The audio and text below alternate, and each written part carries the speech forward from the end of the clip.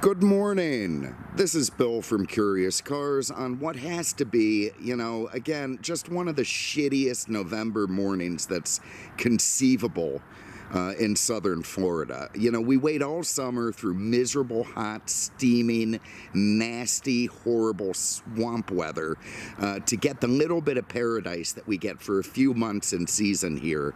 And this year, it looks like we're already being cheated out of it. We've had record highs. Nothing makes me happier than, doing my morning news browsing and seeing that we're going to have record highs. I'm sweating. I'm miserable all the time. And I've just absolutely had it. No more. This is the last year that I am putting up with this. And if this bloody place doesn't provide me with some cooler weather soon, I may just do it sooner than that. I'm sure they would be very annoyed if I took off. But anyway, look, I'm out here doing this car because I have to, because I have a bunch of cars I got to get ready. But, left to my own devices, I probably would just keep waiting for the weather to turn a little bit more because I'm just sick to death of all the humidity here. And honestly, I'm sick to death of my friends as well. I talk about Chris sometimes. Worst human being on earth. I mean, not even close, just a horrible, despicable person. And obviously, because of the terrible life choices I've made, I count him amongst my friends. Well, I needed a lift the other day, and Chris happened to be going that direction. So, I presume that's why I actually did get a ride. If he had to go a tenth of a mile in the other direction, it probably would have been a no, but he did give me a lift, and I thank him for that. But, you want to talk about, first of all, surface roads don't have fast lanes. I think that's something he needs to understand. Second, he's at a traffic light behind someone. He gets suspicious that they may not, do some sort of full Christmas tree launch from the light like an NHRA dragster, so he has his hand hovering over the horn like the Family Feud, so he doesn't have to wait for that extra second it takes to bring his hand up and put it on the horn. He's that ready to honk. And frankly, I think anyone that ready for some kind of road rage should probably be in therapy, if not prison. But anyway, I'm not going to spend the whole time rambling about Chris. I'm going to get into this car. Well, I'll give you one more quick story. I bought another car this week, or I'm in the process of it. The guy keeps kind of backing out and then gets back in. But it's like buying a car from Mr. Howell.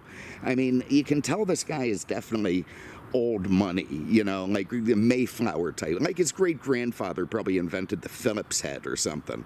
And he's just absolutely loaded. And he's got this very nice car. And I went over to look at it, sort of a gift from a friend of mine who, didn't want it. And the guy brings me into this wood-lined office, and he's telling me about all his days as a businessman. And frankly, it was fucking excruciating because I don't care. But, we talked, and later on, after we agreed and shook hands, he tried to renege on it. And I sent him a text. I said, man, okay, whatever you want to do is fine. I'm not married to anything. But, after all that talk about business, you'd think a guy who shook somebody's hand would carry through with the deal. And to my shock, he actually said, you know what, you're right, and let's do it. So it's back on. I'm supposed to pick it up tomorrow, so we'll see if it actually goes through. And we'll do a review on that car if we get it. It's an old Mercedes, not too old, but, the right year for me because it's cheap. But look, let's just get into this thing. And what I have today is a 1993 Chrysler Fifth Avenue. Well, that's technically not true. It's a 93 Chrysler New Yorker with the Fifth Avenue. Well, anyway, look, in 93, actually 90 through 93, the U.S. auto industry is in a total state of flux. I mean, they've had their asses handed to them by the Germans and the Japanese for the last few years, and they're trying to figure out what the hell they're going to do and what kind of cars they're going to build. Get into 93, you've got Bill Clinton becoming president, you've got the first World Trade Center bombing, you've got the great blizzard of 93. I guarantee you we didn't get any of that down here. It's probably hot. The birth of the World Wide Web, what a day that was.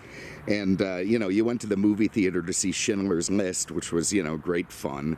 Or, you couldn't avoid Eric Clapton on the radio. So that's where we were in '93, and that's in in the midst of that. That's when this car was released upon the world, and I'm going to call it the last Chrysler Fifth Avenue.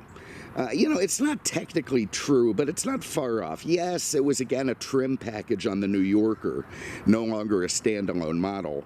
But it had a more luxurious stretched platform that it also shared with the Imperial. So it was more cushy and bigger than a standard New Yorker, which doesn't make it a different model, but it comes pretty close. And, that said, this is not the first time Chrysler had a New Yorker Fifth Avenue. I mean, look at that. What a name. What a mouthful. The New Yorker Fifth Avenue. In an era when cars had, names like 300E. I mean, it's just funny. But anyway, that badge debuted in 1979 as a trim package on the New Yorker. And then in 1982, for 1 year only, the New Yorker Fifth Avenue went to a mid-size platform from the bigger platform it was on, the M platform, which all the cop cars were, the Diplomats and Plymouth Furies and stuff.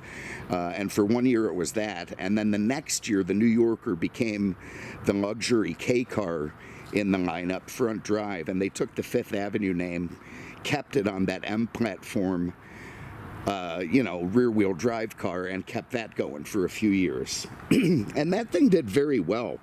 While the New Yorker sort of went on to K car fame, the Fifth Avenue would become not just a model of its own, but the best-selling model in the Chrysler lineup. Especially as old guys still wanted V8s and rear-wheel drives. I think 85 and 86, they sold over 100,000 each year, which surprised nobody more than Chrysler, and may have been an indictment on the state of America at the time. But people were yearning for that big luxury feel, and Chrysler made the ultimate Brougham. I'll link to a video I did on an 89, which is such a really silly car, but really lovable in its own way. But anyway, you get to 1989, they knew the jig was up, sales are starting to decline. The platform that the car was on was from 1976, so it was really time to make a change. And they went ahead and they brought the New Yorker and the Fifth Avenue back together for what would be a final 3-year run. This was going to be, I don't know if they knew that at the time, but that's how it ended up. And it served just under the ridiculously similar Chrysler Imperial in the Chrysler luxury lineup. And I mean, it is. The two cars, why they needed to exist at the same time is anyone's guess, but they did. And it's just absolutely silly. But these cars sunsetted in 1993, and that would be the end of the Fifth Avenue name. And then the Chrysler's luxury lineup would be taken over by the new Cab Forward, the LH platform. And they kept that, New Yorker name going for a couple more years before they sort of decided to exclusively name their cars in the European style or after American Gladiators. So, it was just an odd time. And, but basically, essentially, this is the ultimate incarnation of the luxury K car platform. The K car being that Lee Iacocca-driven front-drive unibody thing that they based the minivan on in the K car, and it's sort of given. It's accepted that platform is what saved Chrysler, that it was a pretty reliable platform, easy to make, easy to fix, easy to pump out, and very utilitarian, which is how they were able to get not just cheap little sedans used by, county sheriff departments, but also the minivan, which essentially revolutionized the American public's desire for a station wagon. The minivan became it at that point, and was a pretty big deal. But here it is, the ultimate K car, and I've been driving it around a little bit, and it's it's been fine, it's been fun. I'll get into what I don't like and what I do like about it, look, let's just have a look. So the first year, the 90 and 91 models were a lot sharper. They rounded them out for 92, and I said 3-year run, but I guess it's 4 model year run. And this, of course, is one of the rounded out ones. But they came in, they had the hideaway headlamps. They have this sort of faux classic modern grille sort of brought into it, integrated monochromatic bumpers. You got that crystal pentastar up there, pentagram on the hood that part of that Crystal Key program. It's kind of a just silly Chrysler thing. I do like the Chrysler script on the driver's side headlight cover, and I love the fact that it has headlight covers at all. This was the last great heyday for hidden headlamps in the early 90s, and God, what stuff we've given up. But anyway, there it is. You see nice creases on the hood, very angular still, which this was a car basically caught between two worlds. I'll get into that in a second. You've got this contrasting lower cladding, and I can't decide if they're trying to pay homage to an 85 Chevy Cavalier Z24 or a Mercedes 300E or something. But either way, they've got this sort of grayish cladding on the bottom that comes out of nowhere. Also using alloys instead of the old wire wheel covers and white walls, which, probably were available. Big chrome mirrors, which look a little bit out of place. Huge chrome trim around all the windows. Nice little impact cladding down the side. It's very tastefully sort of appointed and in a very antiquated sort of way for its time. You got chrome door pull handles. You've got this vinyl quarter top with the Fifth Avenue script underneath a little opera window of some sort there. Also has a stainless band for opera lights, sans the opera lights. It had them on the old Fifth Avenues, but must have figured it was too much wiring for this one. You've got this ultra formal roof line, just comes straight down, like with the passion.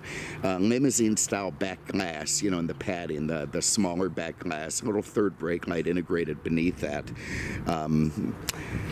It's not quite as blingy as the car that it replaced. In fact, nothing could ever be. That was the most blingy car possibly of all time. But it's still pretty blingy. And for its year, for its age, this thing, you can just see the signs that it's caught between two worlds, two styles. The sort of bling, chrome, carryover from the 50s onward that, a lot of the car buying public still was, and the amorphous aerodynamic monochromatic blob shapes that were going to come in the 90s and take over from there. And this car has signs of both. Just very, very interesting thing. So basically, this was the end of it, and after this, Chrysler went on to try and be, something more global and European. But in many ways, this could be the last real American-style car that Chrysler produced. So I tell you what, I'm going to pause there for a second to get my act together, and then we'll dig a little bit deeper into this thing. So bear with me one moment. All right, so let's keep going on this thing. Love the New Yorker script on the back in gold. There's also the Fifth Avenue script on beneath the opera window, also in gold, because why not gold? Why not add gold to the chrome that you already have, and the stainless steel and the crystal, so you can have all sorts of different materials on the single car? It makes a lot of sense. But I guess, I don't know how well these things sold. I doubt very. But if they did, it was because the old guys liked all that stuff. Let's have a look under the hood. Probably should have started with the trunk, but what difference does it make at this point? All right, so what you've got under here is basically, again, the K-car platform. So you've got a sideways mounted 3.3 liter V6, which is what passed for luxury in 1993. I guess Chrysler felt empowered to put a V6. The bird's going crazy. That thing sounds close and angry. Keep an eye out for that. But anyway, it just threw me for a loop, that did. But anyway, the Continental came out in '88 with the V6, and that probably made Chrysler feel like they had the green light to do the same. Well, they didn't. I mean, I don't think either of these cars, this or the Continental, were particularly successful in terms of sales. And while they may be luxury-like, they've got all the trappings of it. I think a true luxury car really does need a V8. Even if it's going to be front drive, it still needs a V8. They should have had some little V8 they developed, and it would be a much cooler car, in my opinion. Ditto the Continental. But anyway, you get what you get. You could get a 3.8 liter V6, which is fascinating because it had the same horsepower, little bit more torque, but hardly worth the difference at all to have a different engine option. They should have just put one or the other in it and stuck with it, but they did what they did. It's going through a 4-speed transaxle. You've got independent up front, which is fine. You've got what do you have, like a floating, trailing bar rear axle and, K-car stuff. It's not independent rear, but it's, it's fine and it's cushy enough. And, the big thing they probably had to fight on this car was to try and make a K-car platform feel smooth and cushy like a luxury car. I mean, as a friend of mine, we were talking the other day about K-car. We both worked at dealerships back in the day. He said when he fired those things up and drove them, he said the whole steering wheel felt like it was hard bolted to the engine block. I mean, you could feel every clunk and shift and vibration, through your hands into your chattering teeth. And somehow by the time this car came out, Chrysler did manage to cushion all of that and made it feel a lot more smooth and comfortable. So kudos to them for that, but it's still not what I would consider a luxury car platform. Anyway, you can see it's really nice under the hood of this thing. Unbelievable time machine, this car. 40,000 miles, but if the car showed 18 on the odometer, I'd believe it. I don't know who the hell owned this thing, but they must have weighed 71 pounds and been conscientious on top of it. So it's a pretty remarkably well-preserved car. I'm going to be running it through this Rally Classic car auction up in North Carolina on the 6th and 7th, because quite frankly, I just want to get the hell out of town still. The weather just still isn't good enough for me to be hanging out here.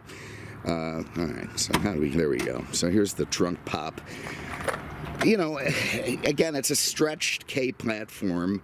There's not much going on in the back mechanically, so you could have a big trunk, which it did, and it does. You'd be able to fit all kinds of crap in there. I don't know if they wanted it to be a livery car or if it was ever used that way by, limousine companies or whatever, but, it certainly could have done the job. I'm not sure those guys would appreciate the drivetrain in it, but you get what you get from 1990 or so onward. But anyway, nice big trunk. They mounted a full-size spare tire underneath there.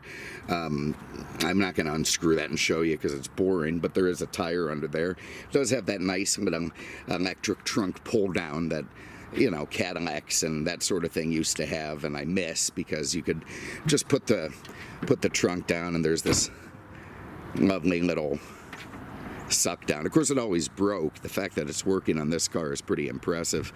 I tell you what, I'm going to keep going and then we'll just get the stuff in and go. So, all right, so here's the back seat. You can see you have plenty of leg room, no issue there at all. Your Canadians are going to be chipper enough. Look at that incredible buttoned and tufted leather, brought over from the last gen Fifth Avenue, which was just so over the top. You've got button tufts on the door panels. You've got more gold Fifth Avenue script with giant leather. It looks like a portfolio. You want to pull this thing out and start writing on it. A little armrest, all kinds of faux wood and chrome. They did a decent job of making it look luxurious, but at the same time, it's silly. This car is so tight and together that I don't know if it's just an incredible state of preservation by someone who was psychotic, or if the car actually had pretty good fit and finish and materials that have stood the test of time. It's hard to say. The car is such a miracle, it's hard to tell either way. I suspect it's more the latter, that it was ownership, but I can't deny that everything is nice and tight. The panels, they seem to fit well. It's a weird mix of cheap and, like what a cheapy little, this could be the door lock on a, base level Toyota truck, but here it is on the Fifth Avenue New Yorker. And then weird little twisty things to open the ashtrays. You've got pockets back here. Nice place for your Canadians to stick a handgun or rifle or even an AR pistol or something. Floor mats and the carpet are all nice and cushy. You got a center armrest here in between the tufted leather, and seat belts for 3, both in the front and in the back. So the car would accommodate 6 people, which is kind of cool. Have a look up front. And the door closes with a decent thud. Driver's door panel also kind of nice, more of that button tufted shit. You've got your memory seat, power up, down, 8-way seat, whatever it is. It's nice. Your power windows, more faux wood and chrome, which actually look half decent. There's the recline on the seat, the button tufted leather. You've got dual arm rests, so the seats can move independently of each other. Let's hop in. Actually, wouldn't mind getting a little bit of AC going, so let's do that. When I drive, I'll probably switch to the iPhone since it's not such close quarters.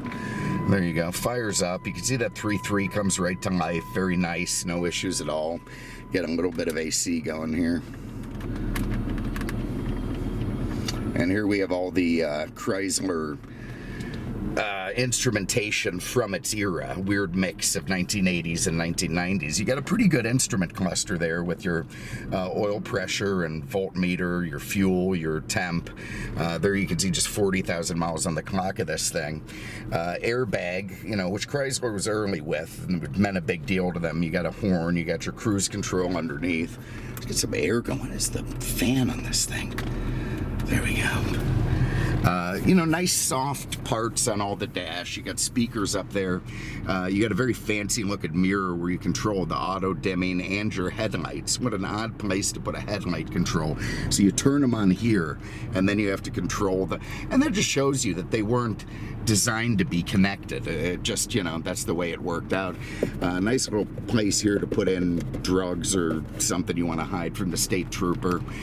You got a couple of dimmable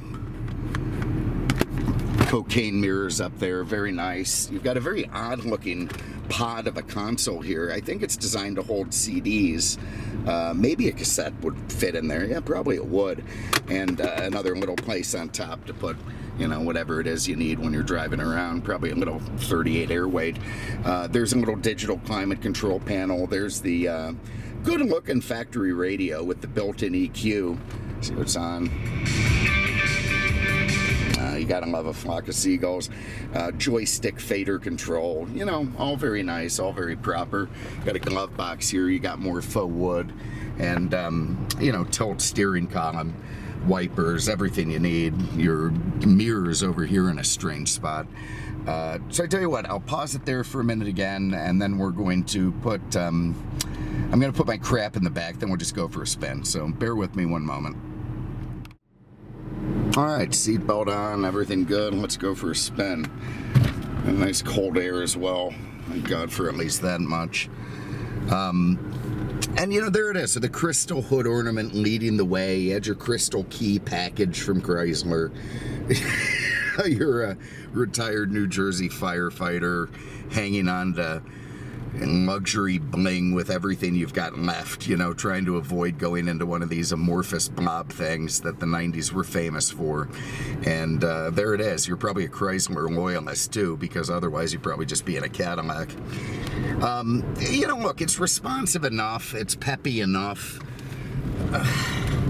but it's peppy enough for a executive car. It's not peppy enough for a luxury car. I mean, it just doesn't have the weight, the heaviness, the gravitas, whatever you want to call it.